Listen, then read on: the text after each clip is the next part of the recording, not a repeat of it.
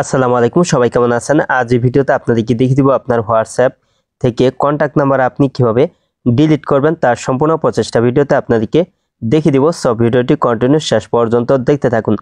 তো আপনি এখন কিন্তু আপনার হোয়াটসঅ্যাপ থেকে কিন্তু আপনার যে কোনো কন্ট্যাক্ট নাম্বার কিন্তু আপনি ডিলিট করে দিতে পারবেন। তো কিভাবে ডিলিট করবেন এখন দেখিয়ে দিচ্ছি। তো আপনার হোয়াটসঅ্যাপ থেকে যে কোনো সেভ করা কন্ট্যাক্ট নাম্বার ডিলিট করার জন্য প্রথমে আপনার ফোনে থাকা হোয়াটসঅ্যাপ সফটওয়্যারটি আপনি ওপেন করে নেবেন। তো আপনার ফোনে থাকা হোয়াটসঅ্যাপ সফটওয়্যারটি ওপেন করার পর এখানে এই যে এখানে আছে মেসেজ আইকন, এখানে আপনি টাচ করে দিবেন। তো মেসেজ আইকনে টাচ করার পর এখানে ডান পাশ উপরে এখানে থ্রি ডট আইকনে টাচ করে দিবেন।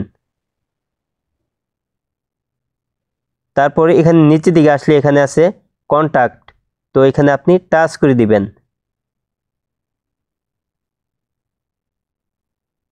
তো তারপর কিন্তু আপনি এখানে কিন্তু আপনার সেভ করা কন্ট্যাক্ট নাম্বারগুলি কিন্তু আপনি এখানে দেখতে পারবেন।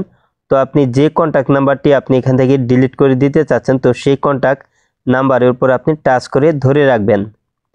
তো তারপর কিন্তু আপনার কন্ট্যাক্ট নাম্বারটাই কিন্তু মার্ক হয়ে যাবে।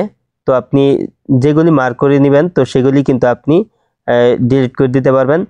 তো আপনার পছন্দের গুলি আপনি মার্ক করে নেবেন। তো আপনি যেগুলি চাচ্ছেন ডিলিট করে নেবেন তো সেগুলি আপনি মার্ক করবেন। তো মার্ক করার পর ডিলিট করার জন্য এখানে উপরে আপনি এখানে ডিলিট আইকনটি দেখতে পারবেন। তো আপনি এই ডিলিট আইকনে টাচ করে দিবেন।